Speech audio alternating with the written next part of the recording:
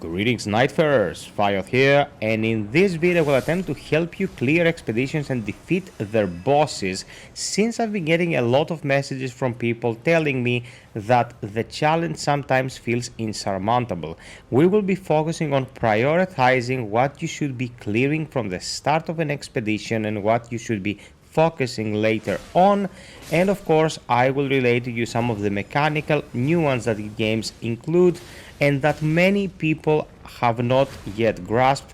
It is to be understood because it's still very new, but optimizing time means that you make the best of each attempt, so I will spend some time here to assist you with that.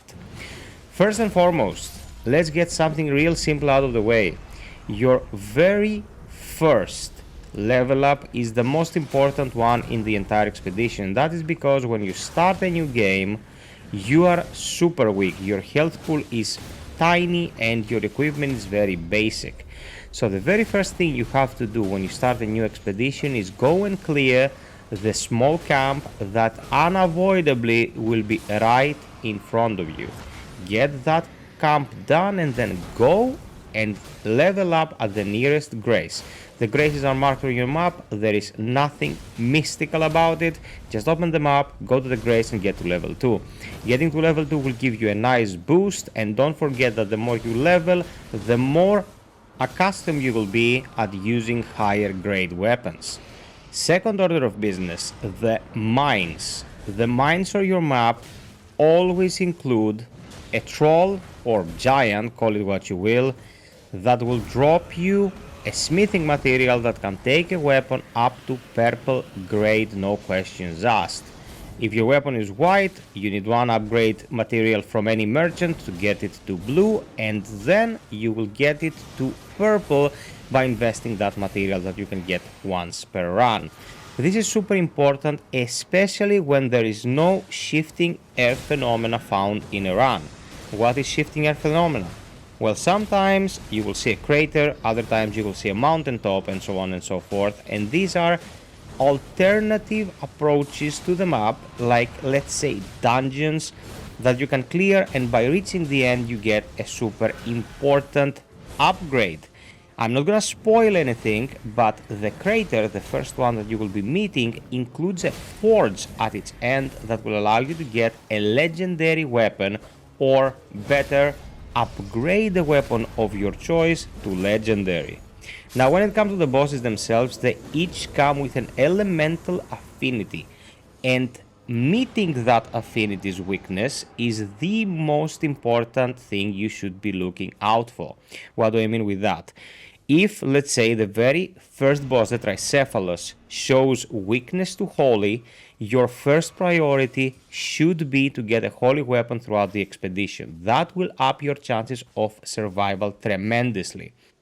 Sadly, From has worked this weakness system into how the map is portrayed, so if you get a forge in the crater, you will not get a holy dungeon on your map.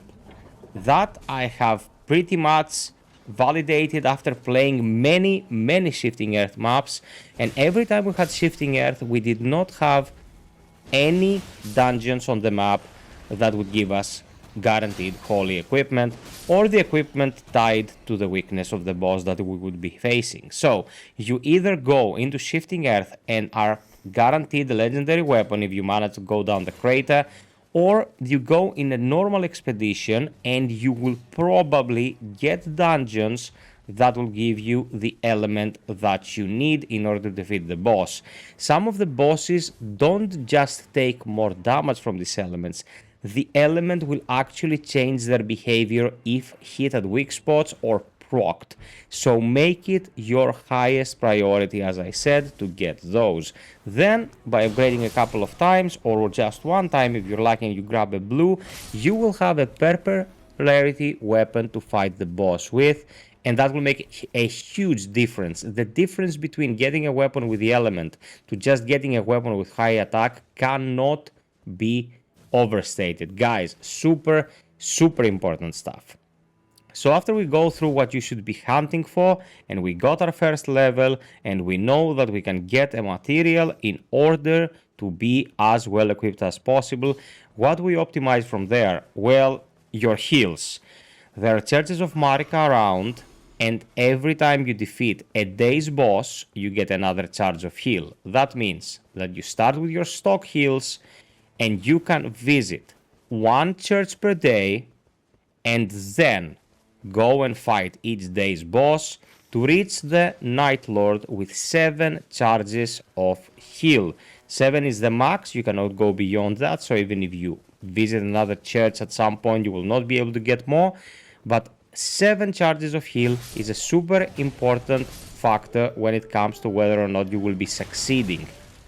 They will be along your way. You can mark them on your map, just blaze towards the churches, and you can clear the stuff in between in order to optimize time, and of course get 2 birds with 1 stone. Now when it comes to optimization of traversal, except for pointing out the obvious, surge running is the best way to get around. Don't just hold the dodge button to sprint.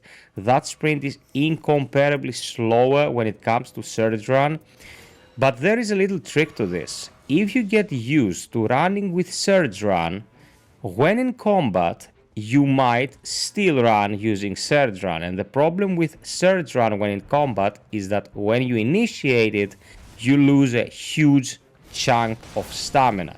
So when you eventually reach the enemy, you won't have any stamina to fight it with. Rule of thumb, outside of combat, run with surge in order to cover distances. Inside of combat, hold your dodge button in order to sprint and deliver blows like running attacks. Now a little bit more nuance for the people who are not really accustomed to Elden Ring mechanics. You can power stance 2 weapons of the same kind by having one in your left hand and one in your right hand, and swing them with L, one or the left bumper.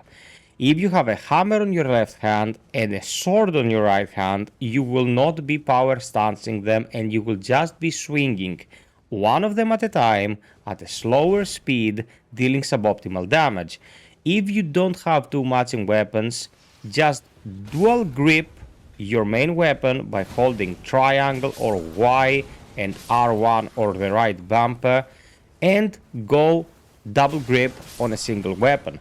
If the weapons are not of the same category in both hands, I cannot stress it enough, don't have 2 weapons equipped at the same time, or at least if you really want to have a second weapon equipped at the same time with your left hand, don't swing it with L1, man.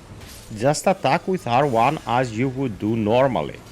Now, going into the weapons conversation and gear in general, most of the weapons will have a passive effect that is right there below their damage number.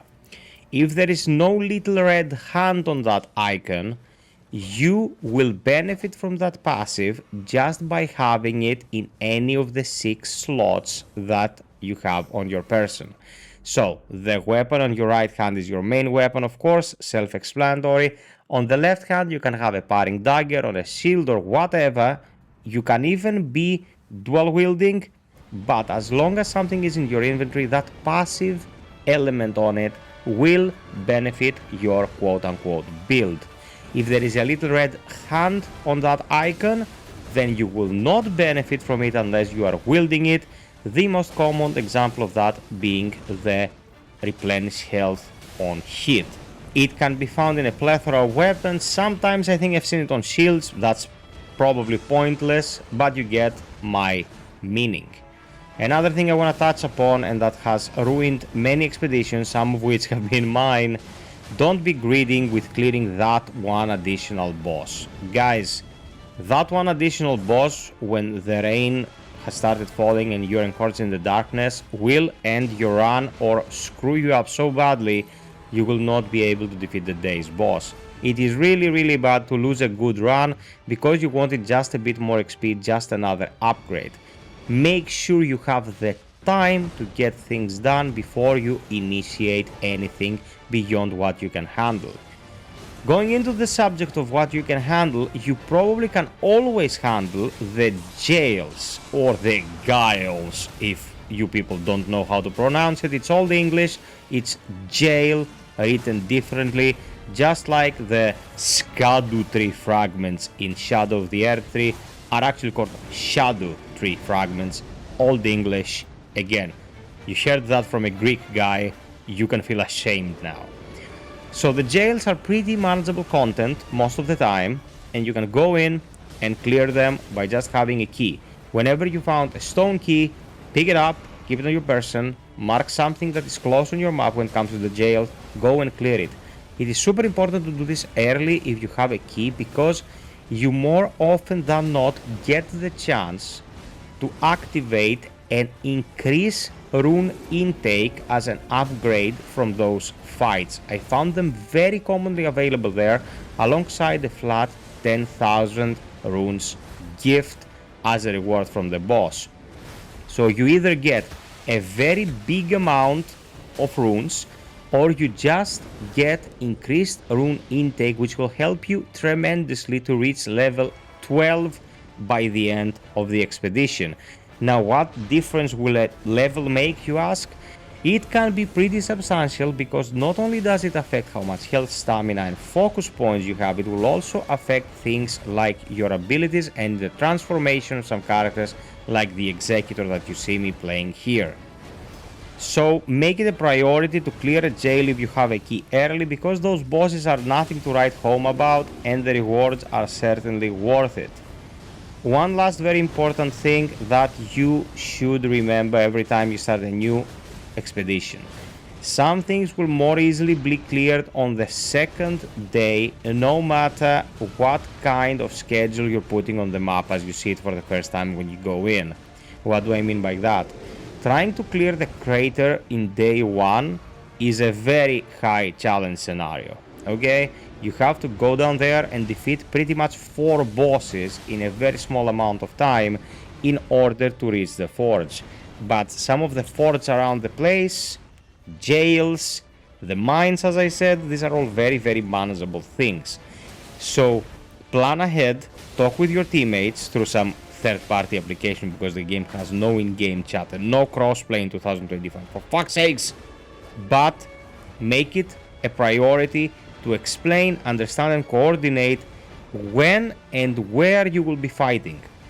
If people know that you will eventually hit the shifting earth phenomena or prioritize getting material from the mines, they will be mentally prepared to tackle that challenge. Just running around thinking on the fly if you should do A or B is not helping with team cohesion. So just let your allies know what you will be doing, or if you have no comms, just spam mark for a couple of seconds on the map what you think is the best idea to go after, and if they want to coordinate, that's fine. If not, well, you're shit out of luck.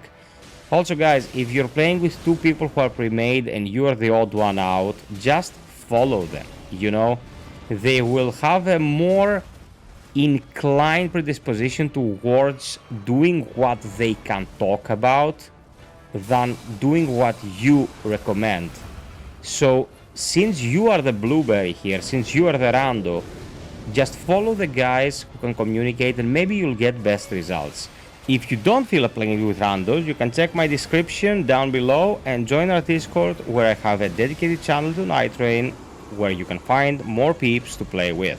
Thank you so much for watching this, guys. Subscribe, like, hit the notification bell if you want more content for Nightreign. I'm streaming this pretty much every other day.